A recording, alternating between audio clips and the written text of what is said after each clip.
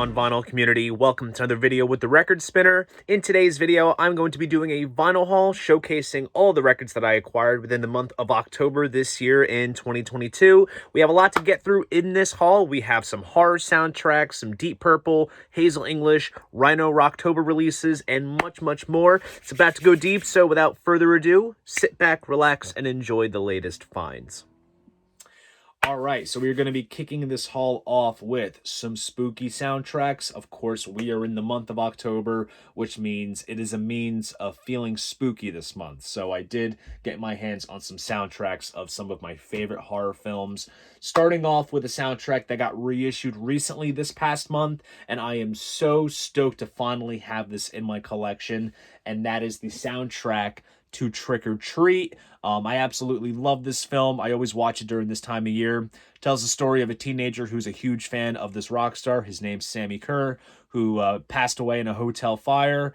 And then the local radio DJ gives the teenager a copy of his unreleased album. He plays it backwards and talks to him from beyond the grave. So it's a rather interesting film, but definitely it's a good, fun piece to watch. But also what's notable about it is that the movie does feature a certain Mr. Ozzy Osbourne playing a TV priest. And the DJ is performed by Mr. Gene Simmons of Kiss. So, of course, there's the Kiss connection there. So, of course, that's why I'm gravitated towards it. But otherwise, like, this is a solid soundtrack. Fastway, which was led by Fast Eddie Clarke of Motorhead, provided the soundtrack. So, even if you've never seen the film, this is still an enjoyable album to listen to and enjoy. But seriously, check out the film for yourself. It is a great one to watch during this time of year. And this pressing is limited to 2,000 copies and comes pressed on what is described as hellfire colored vinyl, but it's basically like a marbled red type of vinyl with bits of yellow and white mixed in there, which looks absolutely solid, and definitely psyched to be putting this on my turntable. And then we go backwards a little bit into some classic territory. To think that when this film came out in the 70s, that this set the bar for intensity. Looking at it now, I mean, with the exception of some bits, like, it comes across as a little bit tamed in this day and age. But back then, it was a whole different ball game. I am talking about the soundtrack to The Exorcist. Now, this soundtrack was put out by Waxwork Records. They do a lot of different soundtrack vinyl pressings, and they're all phenomenal pieces. I believe the only other Waxwork Records pressing that I have in my collection is their soundtrack of the Sparks Brothers documentary, which is all about the band Sparks.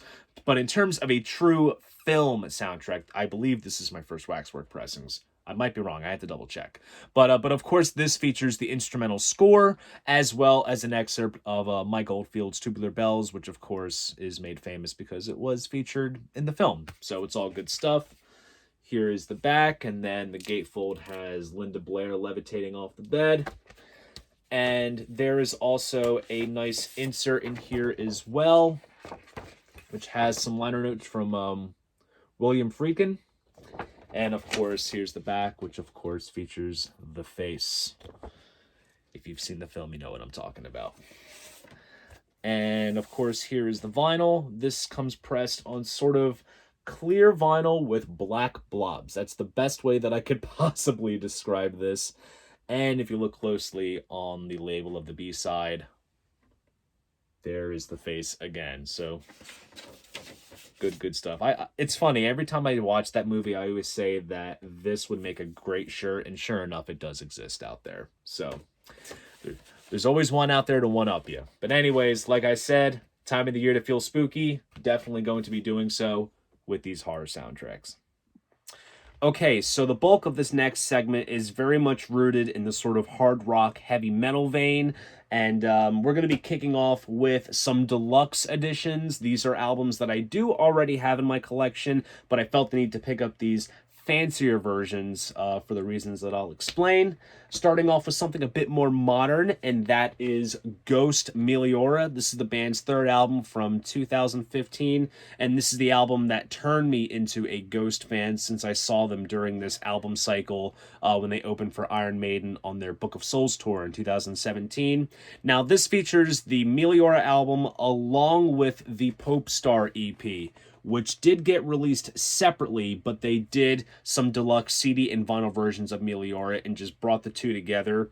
And I have to say, for as deluxe as this is, the packaging does leave a little bit to be desired. It just comes in a single sleeve with 2 polyline jackets and a download card. There's nothing real fancy, and it's a shame because the Meliora album by itself has a booklet with photos, lyrics, illustrations, so they could have done something a little bit fancy, but it is a variant, and when it comes to Ghost, they are one of the few bands that I will collect variants of on vinyl. So when I saw that this got repressed, I figured I would check it out for myself, so I'm glad that I got my hands on it.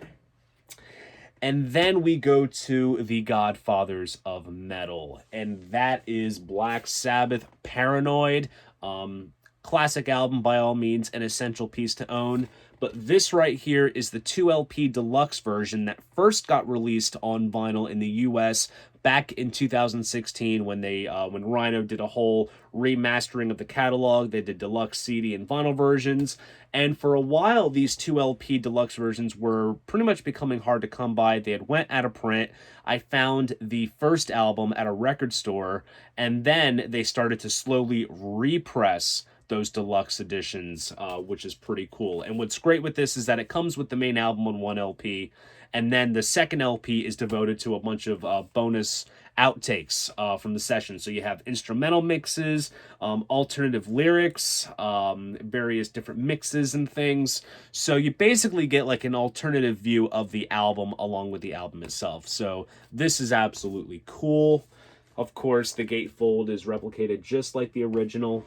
And here is that track list there of the second LP. And then as for the packaging, they certainly embellished it a little bit. The first LP comes housed in this nice printed inner sleeve here with band photos, just like that. And just to indicate that this is indeed a repress, it comes on the Warner Records label instead of the Warner Brothers label. Comes on Warner Records. And then the second LP comes with individual band photos with some liner notes that you can read as you listen to the album. And it is phenomenal to get this sort of missing piece in my 2LP deluxe Sabbath collection. So now I have all 3. They've only done the first 3 albums back in 2016 as these 2LP deluxe versions. So glad to round off the collection just like that.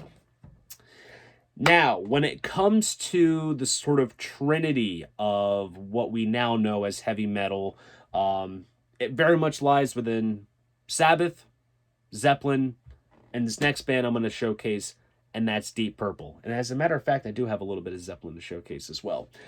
So I have a couple of old school live Deep Purple releases. These are recordings that have been released in one form or another, some of which have been released for the first time when these first came out, but it's all from the classic 70s era. So starting off with Graz 1975. This was one of the shows that was recorded for the Made in Europe live album, and this was also one of the last shows that Deep Purple had done back in the 70s with Ritchie Blackmore on guitar. And this, when it first came out in, when was this? 2014. This was the first time that the Garage show has been released in its entirety, which is phenomenal. Features the full show here, full set list from the Stormbringer tour. And this is also one of my favorite Deep Purple lineups. Of course, the Mark II lineup is untouchable, but when it comes to the sort of extra magic that David Coverdale and Glenn Hughes brought to the table, it is sensational. We have some nice printed inner sleeves here with some band photos and liner notes, which is absolutely phenomenal. And the other release that I got is Stockholm 1970. This is from the sort of Deep Purple in rock era. This is, of course, features the Mark II lineup. This is a radio broadcast that has been released a number of times. Some of it has been released like in the legal bootleg circles recently. And they did an official pressing of it. They kind of restored the audio up to the sort of modern standards back in 2014 when this first came out. And as you can tell, just between the both of these, this was part of a series called the Official Deep Purple Overseas Live Series, which was basically just a small series that they did where they released various live shows from, like, 68 up until like 75.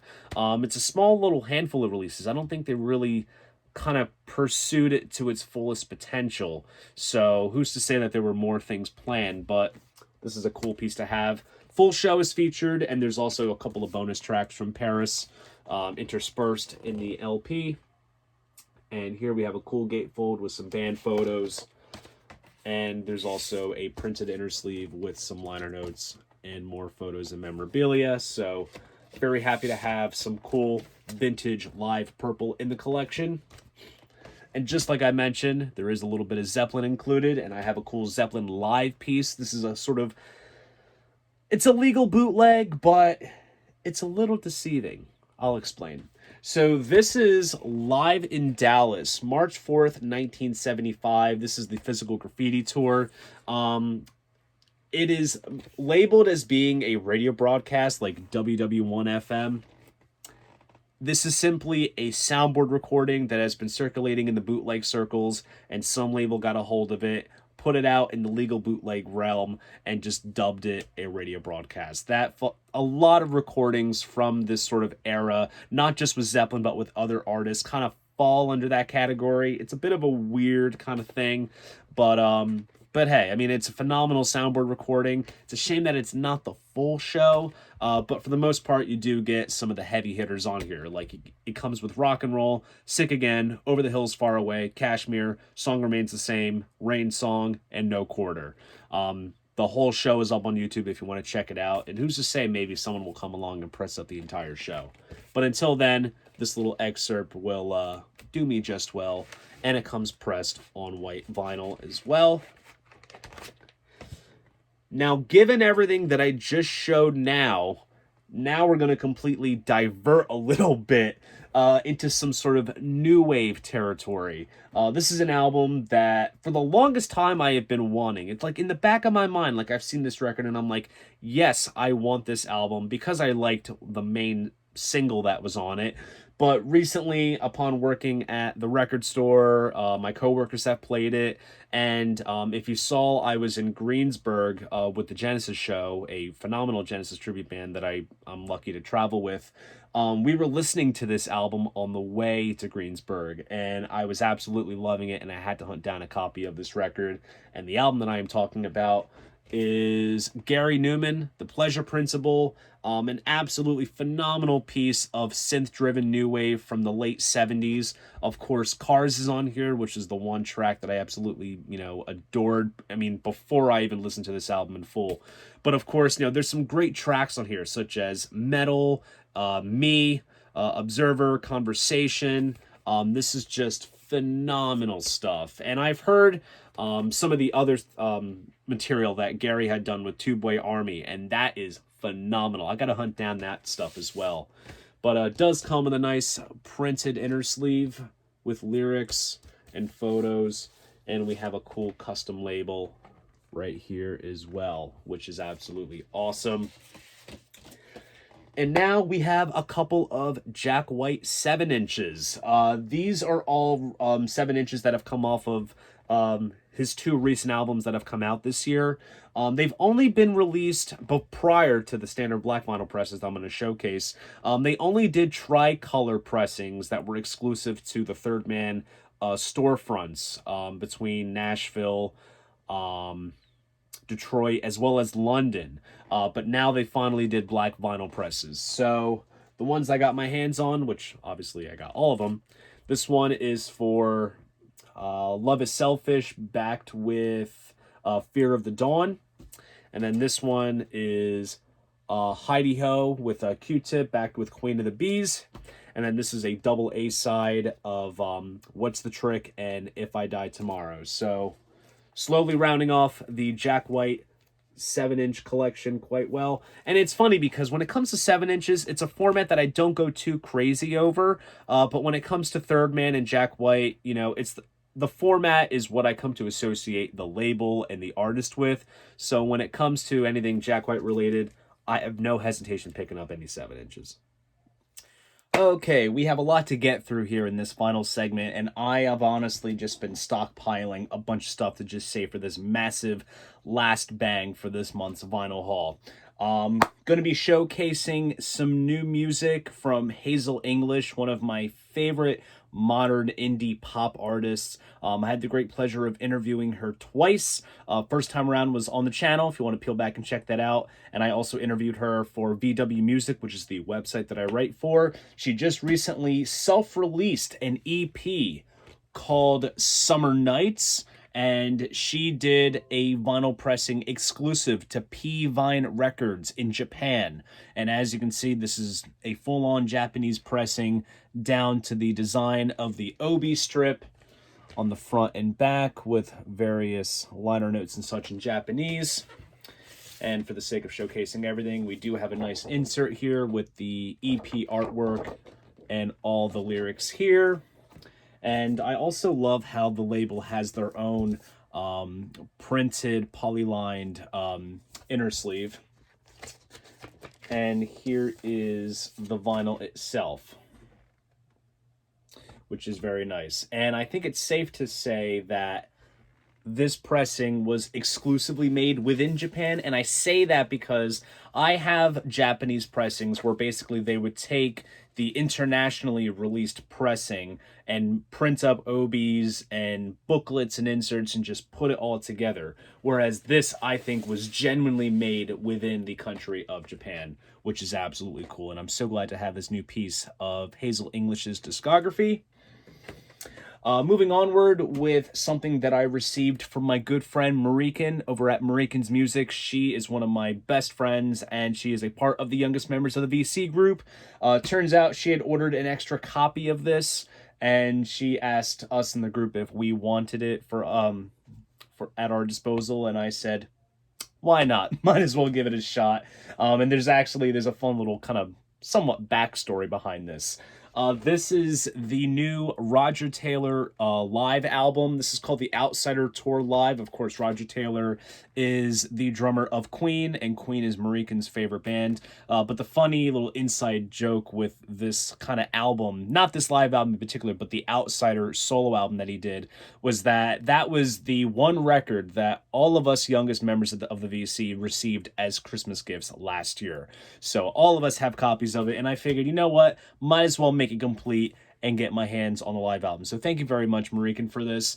And honestly, when I saw the track list of this, because I knew that Roger had done some shows in support of the album within England, but the set list on this is phenomenal, because of course he does tracks off of the record itself, The Outsider, which is a solid album. He also does some of his older solo stuff, such as Strange Frontier, and then of course he taps into Queen territory with Tenement Funster, These Are the Days of Our Lives, Rocket Prime Jive, which is one of my favorite Queen deep cuts, Under Pressure, I'm in Love with My Car. Brian May is featured on Tutti Frutti and A Kind of Magic. He does a cover of David Bowie's Heroes, Radio Gaga. It's all here. And this is a beautifully put together package. Nice gatefold jacket. And there's even a nice booklet as well, which is awesome. It features some cool live shots of Roger and his band. Man looks great for his age. I do have to say, he has aged relatively well. And each record does come in its own printed inner sleeve. I'll just showcase one of them so you kind of get the general gist of what they look like. And this pressing comes pressed on pink vinyl, which basically goes with the main color scheme of the entire package in itself. So this is a phenomenal live release, and I'm very excited to dig into it. So thank you very much, Marikan, for opting to send this my way. I owe you a big one. Thank you so much. Now we get onto my favorite sort of vinyl campaign of a given year, and that is Rocktober by Rhino Records. So every year in the month of October, Rhino Records does a whole reissue campaign of various artists on their roster, and they usually do them in limited quantities, colored vinyl.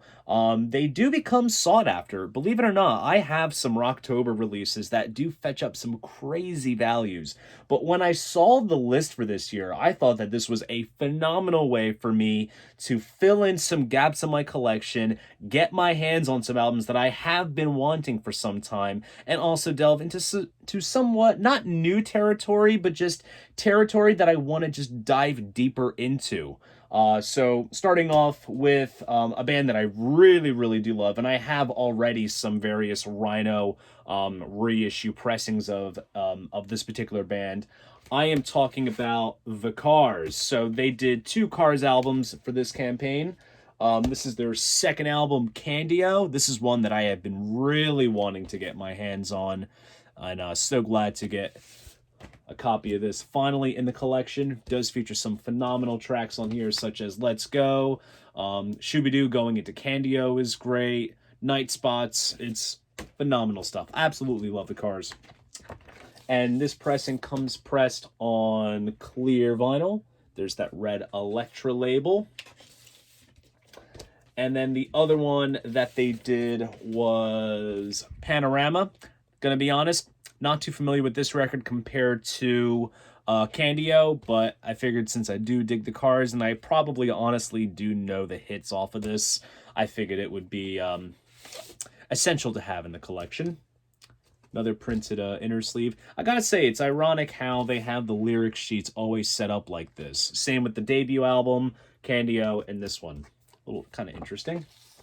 And of course, you couldn't imagine another color vinyl for this album than blue, which is nice. And also, I like how they have the matching center labels as well. It just blends in perfectly. So this is very, very cool.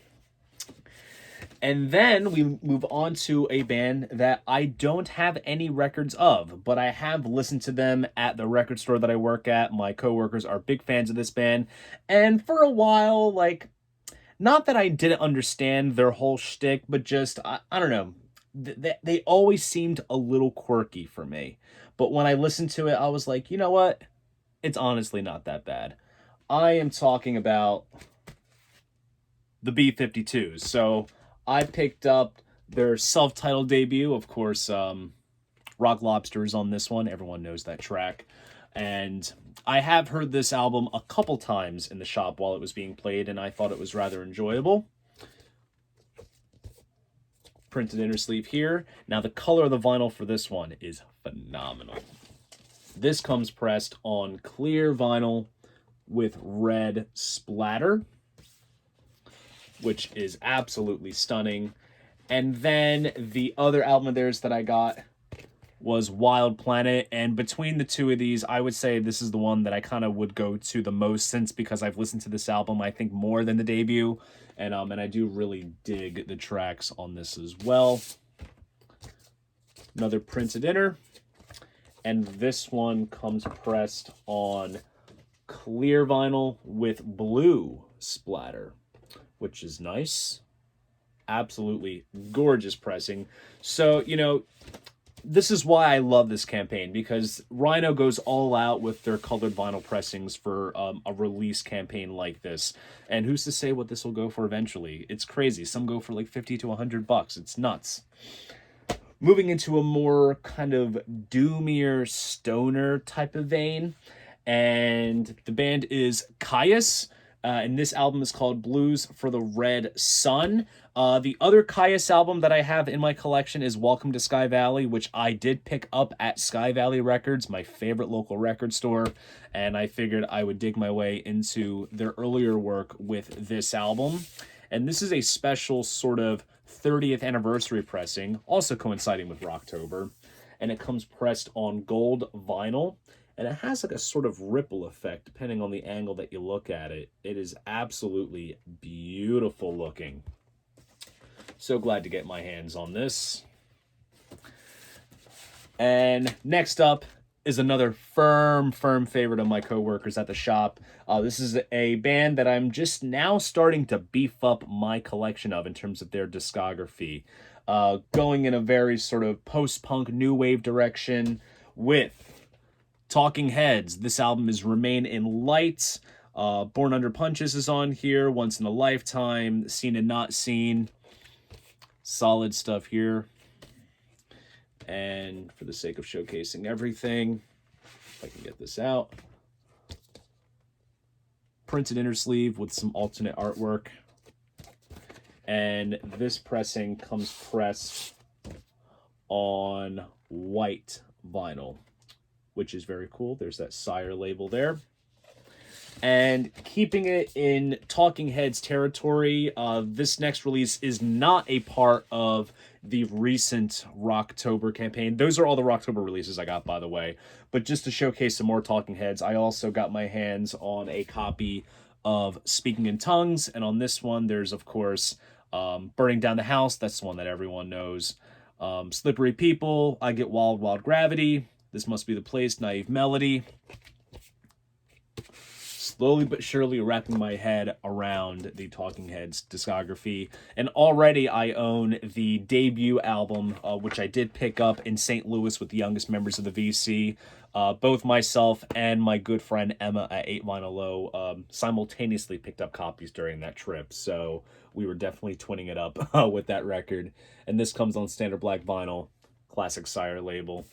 You know, it's so funny when it comes to, like, when I see the Sire label, this is just me going off on a tangent real quick. If I see a record with a Casablanca label, I immediately think of Kiss. But when I see a Sire label, I think of the Ramones. So I always get excited when I see those labels, and I always think of those bands just off the top of my head. So nice. Last piece I'm going to be showing in this haul, and this kind of somewhat ties it in sort of full circle with what I showcased first in this haul, and those were some horror soundtracks.